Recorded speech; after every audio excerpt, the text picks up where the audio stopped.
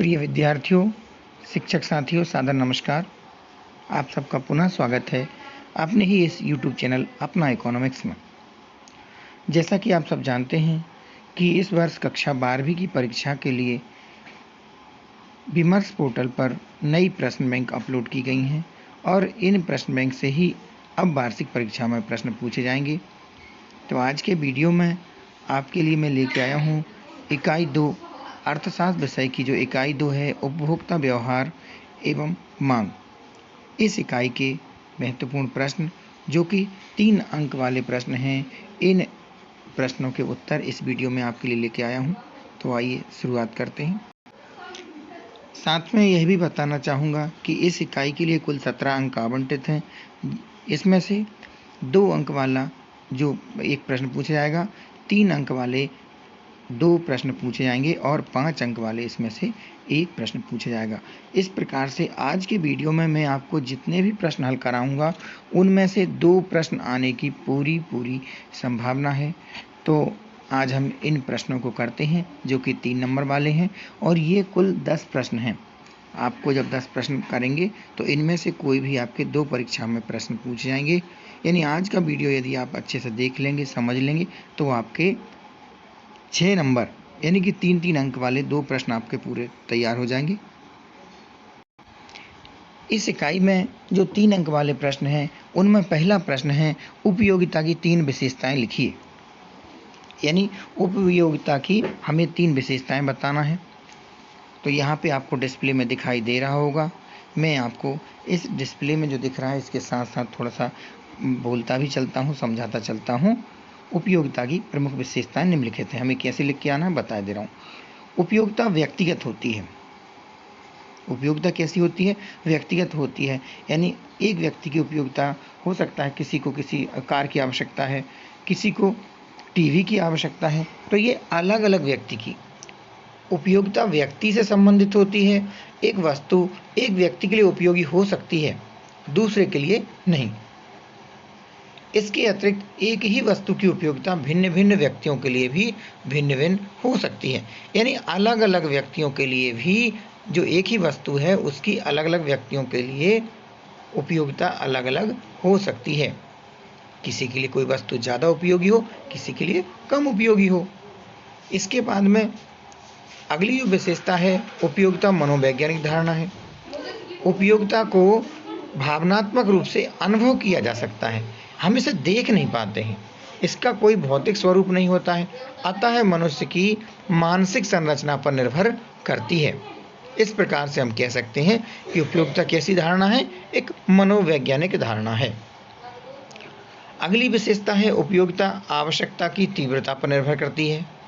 उपयोगिता आवश्यकता की तीव्रता पर निर्भर करती है, इसलिए उपयोगिता को तीव्र इच्छा भी कहते हैं। जैसे कोई भूखा व्यक्ति है, भूखे व्यक्ति को भोजन की आवश्यकता अधिक हो सकती है, पर जिसे भूख नहीं लगी है, जो संतृप्त है, वो जो भोजन कर चुका है उसे भोजन की आवश्यकता नहीं रह जाती है। इसलिए यहाँ पर जब हम उपयोगिता की विशेषताओं का वर्णन करेंगे तो मुख्य रूप से आप यहाँ पे पॉइंट रट लीजिएगा, याद कर लीजिएगा। इसके बाद उनका विस्तार अपने हिसाब से आप दे के आ सकते हैं, विस्तार करके आ सकते हैं। पहली विशेषता है उपयोगिता व्यक्तिगत होती है। दूसरी विशेषता है उपयोगिता एक मनोवैज्ञानिक धारणा है और तीसरी विशेषता उपयोगिता आवश्यकता की तीव्रता पर निर्भर करती है। प्रश्न क्रमांक 2 है कि सीमांत उपयोगिता, कुल उपयोगिता तथा औसत उपयोगिता में संबंध बताइए। तो विद्यार्थियों, अभी तक जो आपकी प्रश्न पूछे भी गए हैं उन प्रश्नों में ये पूछा गया है कि सीमांत उपयोगिता और कुल उपयोगिता में संबंध बताइए। हालांकि इस बार इसमें आया है लिखा हुआ कि औसत उपयोगिता में भी संबंध बताइए, तो मैं इसको समझाने का प्रयास करता हूँ। सबसे पहले मैं सीमांत उपयोगिता के बारे में बताऊंगा कि ये क्या है। तो सीमांत उपयोगिता क्या होती है? वस्तु की अतिरिक्त इकाई से प्राप्त होने वाली उपयोगिता है। यानी सीमा के अंत में जो अंतिम वस्तु का हमने उपभोग किया, उपयोग किया, उससे जो उपयोगिता प्राप्त हुई वह कौन सी उपयोगिता कहलाएगी? सीमांत उपयोगिता कहलाएगी। जबकि कुल उपयोगिता उपभोग की विभिन्न इकाइयों से प्राप्त जितनी भी, मान लीजिए किसी ने 4 रोटियां खाई, तो 4 रोटी खाने में जो कुल जो चारों रोटियों से जो उपयोगिता मिली है वह क्या कहलाएगी? कुल उपयोगिता कहलाएगी। यहाँ दिया है कि कुल उपयोगिता उपभोग की विभिन्न इकाइयों से प्राप्त जो सीमांत उपयोगिता है उसका योग होती है। अब हम देखते हैं औसत उपयोगिता क्या होती है। तो औसत उपयोगिता उपभोक्ता को मिलने वाली जो कुल उपयोगिता है उसमें वस्तु की इकाइयों की संख्या से भाग देने पर जो भागफल आता है उसे औसत उपयोगिता कहते हैं। यानी औसत उपयोगिता निकालने के लिए जो कुल उपयोगिता है उसमें हम वस्तु की इकाइयों की संख्या से भाग दे देते हैं, तो जो भागफल आता है वह औसत उपयोगिता कहलाता है। अब हम देखते हैं इनमें क्या संबंध है। सीमांत उपयोगिता और कुल उपयोगिता में संबंध, दोनों में संबंध दर्शाने वाले कुछ बिंदु हैं। प्रारंभ में कुल उपयोगिता और सीमांत उपयोगिता दोनों धनात्मक होती हैं, यानी दोनों में वृद्धि होती है। कुल उपयोगिता भी बढ़ती है और सीमांत उपयोगिता भी, हालांकि रहती तो घटने लगती है, पर रहती धनात्मक है।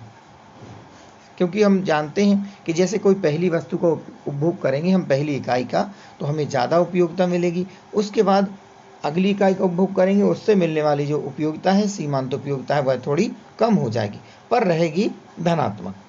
तो प्रारंभ में कुल उपयोगिता और सीमांत उपयोगिता दोनों धनात्मक होती हैं।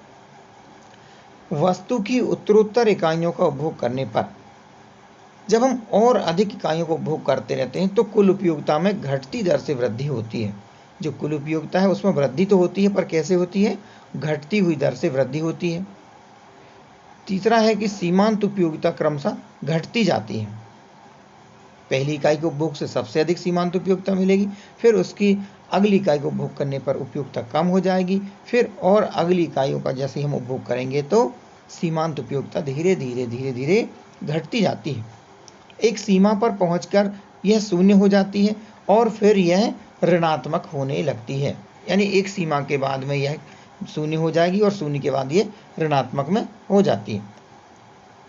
अगला है कि जब सीमांत उपयोगिता शून्य हो जाती है, यानी वह तृप्ति का जो बिंदु होता है, संतुष्टि का बिंदु होता है उपभोक्ता का, उस समय सीमांत उपयोगिता शून्य हो जाती है, तब कुल उपयोगिता अधिकतम होती है।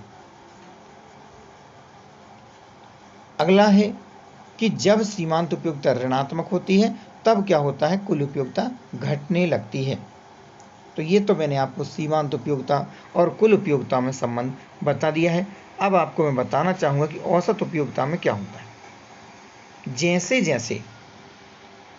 जैसे हम किसी वस्तु की एक से अधिक इकाइयों का उपभोग करते हैं, एक से अधिक इकाइयों का उपभोग किया जाता है, तो औसत उपयोगिता क्या होती? घटती चली जाती, यानी कम होती चली जाती है।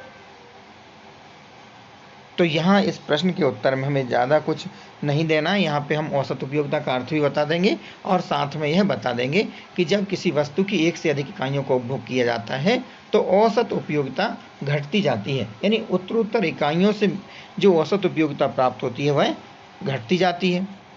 और यह तो हम जानते ही हैं कि औसत उपयोगिता कैसे निकालते हैं। जो कुल उपयोगिता होती है उसमें वस्तु की इकाइयों की संख्या से भाग दे देते हैं, जो भागफल आता है वह औसत उपयोगिता उसे कहते हैं। तीसरा प्रश्न है, मांग के नियम की सचित्र व्याख्या कीजिए। मांग के नियम को हमें व्याख्या करना है, मांग के नियम की, और उसमें हमें चित्र सहित व्याख्या करना है। तो आपको यहाँ पे चित्र भी दिखाई दे रहा है। मैं थोड़ा मांग का नियम बता दूं। मांग का नियम हम जानते हैं कि इस नियम के अनुसार कीमत और मांग में विपरीत संबंध होता है, अर्थात कीमत के बढ़ने पर मांग कम होती है। हम जानते हैं कि जैसे जैसे किसी वस्तु की कीमत बढ़ जाती है उसकी मांग कम होती है, और कीमत यदि कम होती है तो मांग बढ़ती है। मांग का नियम कीमत में परिवर्तन के परिणाम स्वरूप मांग में परिवर्तन की दिशा बताता है। किस में परिवर्तन होता है? पहले कीमत में जो परिवर्तन हुआ है उस परिवर्तन की वजह से मांग में क्या परिवर्तन हुआ, किस दिशा में परिवर्तन होता है, यह हमें मांग का नियम बताता है।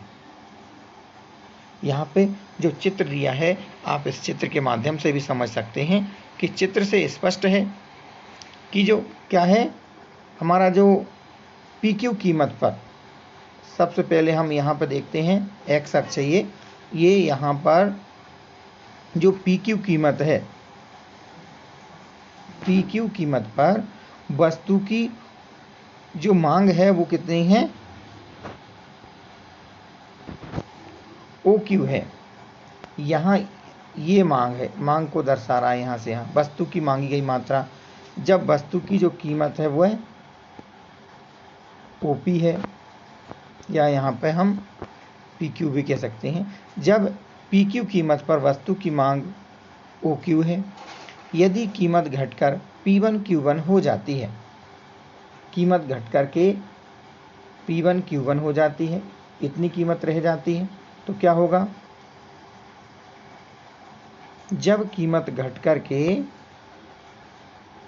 इतनी रह जाती है P1 Q1, P1 Q1 कीमत होती है तो मांग बढ़ जाती है, मांग बढ़ जाती है और बढ़कर के OQ1 हो जाती है।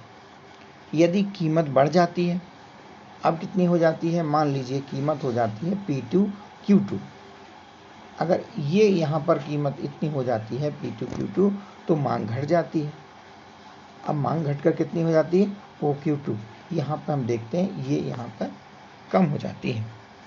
ठीक है, आपको परीक्षा में ज़्यादा इसका विस्तार करने की आवश्यकता नहीं है। हम सरल बातों में यह बता देंगे कि जैसे जैसे किसी वस्तु की कीमत घटती है तो उसकी मांग बढ़ती चली जाती है। प्रश्न क्रमांक 4 है, जिसमें कहा है कि अनादिमान वक्रों की 3 विशेषताएं बताइए। तो विद्यार्थियों, अनादिमान और तटस्थ वक्र एक ही है, यानी कि यदि आपने तटस्थ वक्र याद किया है और परीक्षा में यदि अनादिमान वक्र आता है तो यह दोनों एक ही हैं, एक दूसरे के एक ही नाम है। मतलब इनका जो नाम है वह दो अलग अलग नाम है पर वही है। तटस्थ वक्र ही अनादिमान वक्र है और अनादिमान वक्र ही तटस्थ वक्र है। तो देखते हैं तटस्थ वक्र क्या है और इसकी विशेषताएं। हम थोड़ा सा इसका पहले विशेषताएं भले ही मांगी गई हैं पर हम इसका अर्थ बताते हैं कि तटस्थ वक्र दो वस्तुओं के, ए वस्तु और बी वस्तु, दो वस्तुओं के ऐसे संयोगों को दर्शाती है जिनसे उपभोक्ता को एक समान संतुष्टि प्राप्त होती है। इस वक्र की सहायता से एक उपभोक्ता संयोगों से समान संतुष्टि प्राप्त करता है, यानी वह कुछ जो वस्तु है वह कुछ ए वस्तु का उपभोग भी करेगा, लेना चाहेगा, और कुछ बी वस्तु को। इन दोनों वस्तुओं को से जो मिलने वाली उपयोगिता है वह कैसी रहेगी, समान रहेगी, तटस्थ रहेगी। तो इससे हम तटस्थ वक्र की कुछ विशेषताएं देखते हैं।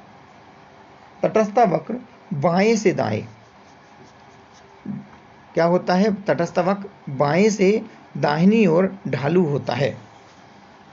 बाएं से दाएं कैसा होता है, ढालू होता है। यहाँ पे हमें चित्र में दिख रहा है, ये यहाँ पे ढाल लिए हुए है, तो ये कहाँ से, बाएं से दाईं तरफ है। तो तटस्थ वक्र बाएं से दाहिनी ओर ढालू होता है। यह वक्र मूल बिंदु के उन्नतोदर होता है। ये मूल बिंदु के यहाँ, ये हमारा मूल बिंदु की ओर क्या होता है, उन्नतोदर होता है। तीसरी विशेषता है, यह वक्र उपभोक्ता को जो प्राप्त समान संतुष्टि की माप है, यानी इस वक्र से उपभोक्ता को, चाहे उपभोक्ता किसी भी बिंदु पर रहे, चाहे वह उपभोक्ता यहाँ पर रहे, अलग अलग किसी बिंदु पर रहे, लेकिन उसे समान संतुष्टि की प्राप्ति होती है। चौथा है कि किसी उच्च तटस्थ वक्र में उच्च संतुष्टि के स्तर को दर्शाने की क्षमता होती है। अगर एक हम अलग से तटस्थ वक्र यहाँ से बना दें तो ये जो ऊपर वाला जो तटस्थ वक्र रहेगा वह क्या बताएगा, उच्च संतुष्टि के स्तर को दर्शाने की क्षमता होती। अगला है, दो तटस्थ वक्र ना तो स्पर्श होते हैं, यानी स्पर्श भी नहीं करते हैं, और ना ही एक दूसरे को प्रतिच्छेद कर सकते हैं। दो तटस्थ वक्रों का ना तो स्पर्श हो सकता है, यानी ये वक्र कभी भी ऐसे नहीं चल सकते हैं। यह क्या होता है, इनमें समान अंतर होता है, कुछ ना कुछ ऐसा अंतर रहेगा जो कि हम यहाँ पर इनको एक दूसरे को स्पर्श नहीं करेंगे। तो यहाँ पर दिया है कि दो तटस्थ वक्रों का ना तो स्पर्श हो सकता है और ना ही वे एक दूसरे को विच्छेदित कर सकते हैं, एक दूसरे को काटेंगे भी नहीं। और अंतिम जो विशेषता है कि तटस्थ वक्र दो वस्तुओं के संयोग पर ही बन सकता है। यदि 2 से कम वस्तु रहेंगी या 2 से ज़्यादा वस्तुएं हो जाएंगी तो यह तटस्थ वक्र नहीं बन पाएगा। इसलिए तटस्थ वक्रों में 2 वस्तुओं का संयोग बताया जाता है। इसके बाद अब हम अगला देखते हैं कि तटस्थता मानचित्र क्या है। आपकी परीक्षा में पूछा जा सकता है, अनादिमान मानचित्रों को समझाइए। तटस्थता मानचित्र से अभिप्राय संतुष्टि के विभिन्न स्तरों पर संतुष्टि को प्रदर्शित करने वाले तटस्थ वक्रों को ही, यानी अलग अलग हम जब तटस्थ वक्रों को एक ही इसमें चित्र में दिखा देते हैं तो वह तटस्थ मानचित्र कहलाता है। यह मानचित्र तटस्थ वक्रों का एक समूह होता है। जैसा कि आपको यहाँ चित्र में दिख रहा है, अलग अलग तटस्थ वक्र दिख रहे हैं आपको। ये आपका पहला वाला, दूसरा वाला, तीसरा वाला, चौथा वाला, ये अलग अलग तटस्थ वक्र हैं। तो यह तटस्थ वक्रों का समूह होता है जो उपभोक्ता को 2 वस्तुओं की संतुष्टि के विभिन्न स्तरों पर एक चित्र प्रस्तुत करता है। ऐसा चित्र यानी कि जो वक्र रहते हैं जो सबसे ऊंचाई पर होता है उसे तटस्थ, ये बताता है, ऐसा चित्र वक्र जो ऊंचाई पर होता है उसे तटस्थता मानचित्र कहते हैं और जो सर्वाधिक संतुष्टि के स्तर को प्राप्त करता है। यहाँ पर देखते हैं ये सबसे ऊपर जो है, यह जो वक्र है, यह वक्र ही क्या है, सबसे अधिक संतुष्टि प्रदान करता है। इस प्रकार से हम अनादिमान मानचित्रों को लिख सकते हैं। अगला प्रश्न है कि किसी वस्तु की मांग के निर्धारक तत्वों को लिखिए। यानी कोई वस्तु है, उसकी मांग को कौन कौन से तत्व प्रभावित करते हैं, निर्धारित करते हैं। तो इनको देखते हैं। एक वस्तु की मांग को अनेक तत्व प्रभावित करते हैं। इनमें प्रमुख निम्नलिखित हैं। सबसे पहला जो तत्व है वह है वस्तु की कीमत। किसी वस्तु की मांग को प्रभावित करने वाला सबसे महत्वपूर्ण तत्व, सबसे प्रमुख तत्व उसकी कीमत होती है। वस्तु की कीमत में परिवर्तन के फलस्वरूप उसकी मांग में भी परिवर्तन हो जाता है। प्रायः वस्तु की कीमत घटने पर उसकी मांग क्या हो जाती है, बढ़ जाती है, और कीमत के बढ़ने पर मांग घट जाती है। ये सामान्यतः यही होता है कि वस्तु की कीमत घटने से वस्तु की मांग बढ़ जाती है और कीमत के बढ़ने पर वस्तु की मांग घट जाती है। तो किसी वस्तु की मांग को जो निर्धारित करने वाले तत्व हैं, सबसे पहला तत्व है वस्तु की कीमत। अगला है उपभोक्ता की आय। उपभोक्ता की आय भी किसी वस्तु की मांग को निर्धारित करने वाला एक महत्वपूर्ण तत्व है। किसी व्यक्ति की आय बढ़ जाने पर वह किसी वस्तु की अधिक मात्रा ऊंचे मूल्य पर भी क्रय कर लेगा, किंतु आय यदि उसकी कम हो गई है, आय कम होने पर वस्तु का मूल्य कम होने पर भी कम मात्रा में क्रय करेगा। अर्थात आय के बढ़ने पर मांग बढ़ जाती है और आय के घटने पर मांग कम हो जाती है। तीसरा तत्व है धन का वितरण। यदि समाज में धन का वितरण असमान है, यानी किसी के पास ज़्यादा धन है, किसी के पास कम है, तो ऐसी वस्तुओं की मांग अधिक होगी जो पूंजीपतियों द्वारा क्रय की जाती है। और यदि धन का वितरण समान है तो धनी और निर्धन की आय में कम अंतर है तो मांग बढ़ेगी। इस प्रकार से धन का वितरण भी वस्तु की मांग को प्रभावित करता है। अगला तत्व है जनसंख्या में परिवर्तन। जनसंख्या बढ़ने पर मांग अधिक हो जाती है। जनसंख्या बढ़ने पर मूल्य में वृद्धि होने पर भी, या जनसंख्या वृद्धि जो हो रही है उसके बाद मूल्य वृद्धि होने पर भी मांग अधिक हो जाती है। चाहे कीमत बढ़ भी जाए तब भी, लेकिन मांग बढ़ जाएगी क्योंकि जनसंख्या बढ़ गई है। अर्थात अधिक जनसंख्या होने पर देश में वस्तुओं और सेवाओं की मांग अधिक होगी और कम जनसंख्या होने पर इनकी मांग कम होगी।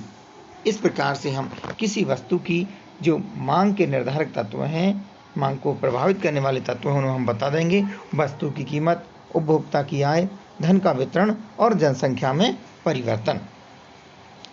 यदि आपने अभी तक इस चैनल को सब्सक्राइब नहीं किया है तो सब्सक्राइब कर लें, ताकि आपको आने वाले जो वीडियो हैं उनके बारे में आपको जानकारी मिल सकेगी। अगला प्रश्न है सामान्य वस्तु तथा निम्न स्तरीय वस्तुएं क्या हैं, समझाइए। तो हम दोनों प्रकार की वस्तुओं को देख लेते हैं यहाँ पर कि वे वस्तुएं सामान्य वस्तुएं कहलाती हैं जिनकी मांग उपभोक्ता की आय बढ़ने पर बढ़ती है और उपभोक्ता की आय घटने पर उनकी मांग कम हो जाती है। सामान्य वस्तुएं कौन सी होती हैं? उपभोक्ता की आय अगर बढ़ जाती है तो उनकी मांग भी बढ़ जाती है, और आय घट जाती है तो मांग कम हो जाती है। इसी प्रश्न में हमें बताना है कि निम्न स्तरीय वस्तुओं के बारे में बताना है। तो कुछ इस प्रकार की वस्तुएं जिनके लिए मांग उपभोक्ता की आय के विपरीत दिशा में जाती है, ऐसी वस्तुओं को निम्न स्तरीय वस्तुएं यानी घटिया किस्म की वस्तुएं कहा जाता है। उपभोक्ता की आय जैसे जैसे बढ़ती है, निम्न स्तरीय वस्तुओं के लिए मांग घटती जाती है, और जैसे जैसे आय घटती है निम्न स्तरीय वस्तुओं की मांग बढ़ जाती है। निम्न स्तरीय वस्तुओं के उदाहरण हैं जैसे निम्न स्तरीय खाद्य पदार्थ, मोटे अनाज, देसी घी की तुलना में वनस्पति घी। जैसे हमारे यहाँ डालडा कहते हैं, यानी कि घी की तुलना में लोग वनस्पति घी का उपयोग करने लगते हैं। ये क्या है? निम्न स्तरीय वस्तुएं। तो इस प्रकार से हम सामान्य वस्तु और निम्न स्तरीय वस्तु के बारे में बता सकते हैं। अगला प्रश्न है, स्थानापन्न तथा पूरक वस्तुएं क्या हैं, समझाइए। तो हमें सबसे पहले स्थानापन्न वस्तुओं के बारे में बताएंगे यहाँ पे कि स्थानापन्न वस्तुएं वह वस्तुएं हैं जिनका प्रयोग एक दूसरे के बदले में किया जाता है। उदाहरण के लिए जैसे चाय और कॉफ़ी है, कोका कोला पेप्सी है, कॉम्प्लान और बॉर्नवीटा एक दूसरे के स्थानापन्न वस्तुएं हैं। एक वस्तु के मूल्य में वृद्धि होने पर दूसरी वस्तु सस्ती हो जाती है, इससे दूसरी वस्तु की मांग बढ़ जाती है।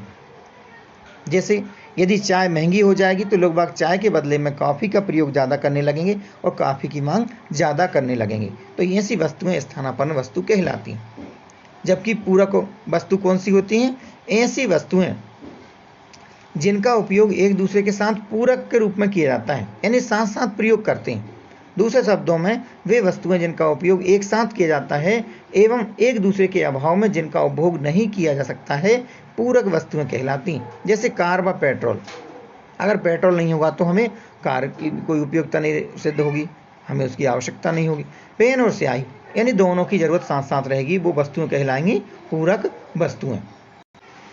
अगला प्रश्न है, पूर्णतः लोचदार मांग को समझाइए।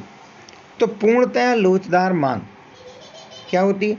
जब किसी वस्तु के मूल्य में परिवर्तन हुए बिना उसकी मांग में परिवर्तन हो जाता है। वस्तु की जो कीमत में परिवर्तन ना हो और उसकी मांग में परिवर्तन हो जाता है, तो ऐसी मांग को पूर्णतः लोचदार मांग कहते हैं। इस प्रकार की मांग पूर्णतः काल्पनिक होती है, यानी अव्यावहारिक। ये वास्तविक जगत में ऐसी मांग नहीं पाई जाती है। वास्तविक जीवन में इस प्रकार की मांग का कोई उदाहरण नहीं मिलता है। जैसा कि हम रेखा चित्र में देख सकते हैं कि जो चित्र है इससे स्पष्ट है कि जो ओडी यहाँ पर ओडी मांग पर हम देखते हैं कि कभी इस रेखा चित्र में जैसे हम देख रहे हैं कि मांग में परिवर्तन होता रहता है, लेकिन इसकी कीमत में कोई परिवर्तन नहीं हुआ है। कीमत स्थिर रहते हुए जिसकी कीमत ओडी है उसकी कीमत स्थिर रहते हुए इसकी मांग OQ1 या O3 OQ3 हो जाती है, OQ2 हो जाती है, यानी कि मांग में परिवर्तन होता रहता है कीमत में परिवर्तन हुए बिना। तो ये इस प्रकार का जो मांग वक्र बनाएंगे हम, पूर्णतः लोचदार मांग का वक्र है। जब किसी वस्तु के मूल्य में परिवर्तन हुए बिना उसकी मांग में परिवर्तन हो जाता है, तो ऐसी मांग को पूर्णतः लोचदार मांग कहते हैं। इस प्रकार की मांग पूर्णतः काल्पनिक होती है, जो कि वास्तविक जगत में दुनिया में देखने को नहीं मिलती है। अब अगला जो प्रश्न है और 3 नंबर वाला अंतिम प्रश्न है कि पूर्णतः बेलोचदार मांग को सचित्र समझाइए। पूर्णतया बेलोचदार मांग, जब किसी वस्तु का मूल्य कम या अधिक हो जाने पर भी उसकी मांग में कोई परिवर्तन नहीं होता, यानी कीमत तो उसकी कम हो जाती है या ज़्यादा हो जाती है पर मांग में कोई परिवर्तन नहीं होता है, तो हम ऐसी मांग को पूर्णतः बेलोचदार मांग कहते हैं। पूर्णतः बेलोचदार मांग भी एक काल्पनिक विचार है, जैसा कि अभी हमने पूर्णतः लोचदार मांग के बारे में देखा था कि व्यवहारिक जीवन में किसी भी वस्तु की मांग की दशा इस प्रकार की नहीं होती है। रेखा चित्र द्वारा स्पष्टीकरण, जो रेखा चित्र है उस रेखा चित्र में बताया है कि जो डी पूर्णतः बेलोचदार मांग रेखा है। जो डी वक्र है वह पूर्णतः बेलोचदार मांग रेखा है। ओ एक्स अक्ष के यह समांतर है। जब वस्तु का मूल्य OP3 से घट करके OP2 या OP1 हो जाता है तो वस्तु की मांग है P1E हो जाती है, P1E1 हो जाती है, जो कि पूर्व मांग P3E3 के बराबर है। अतः स्पष्ट है कि मूल्य के घटने बढ़ने से मांग घटती बढ़ती, मूल्य के बढ़ने घटने से मांग घटती नहीं है। अर्थात वस्तु की मांग में कोई मूल्य लोच नहीं है, यानी कीमत कम भी हो जाए वस्तु की या अधिक हो जाए लेकिन उसकी मांग पर कोई प्रभाव नहीं पड़ता है। इस प्रकार की जो लोच होती है वह होती है पूर्णतः बेलोचदार मांग। तो विद्यार्थियों, मैंने आपको यहाँ पर इकाई 2 के प्रश्न क्रमांक 1 से लेकर 10 तक जो कि 3 अंक वाले प्रश्न थे, इन सभी के उत्तर यहाँ पे आपको मैंने समझा दिए हैं। आप इन प्रश्नों के उत्तर को समझ गए होंगे और अपने हिसाब से अब आप तैयारी कर सकते हैं। मेरा यह नहीं कहना कि आप इस वीडियो को बार बार देखें, आप बस वीडियो में से जो महत्वपूर्ण बातें हैं उनको कहीं पर नोट कर लें और उसके हिसाब से आप वार्षिक परीक्षा में लिख के आएँ। वार्षिक परीक्षा में आप अच्छे अंकों से उत्तीर्ण हो। आप सबको बहुत बहुत शुभकामनाएं मेरी। आप सबने वीडियो देखा, इसका बहुत बहुत धन्यवाद।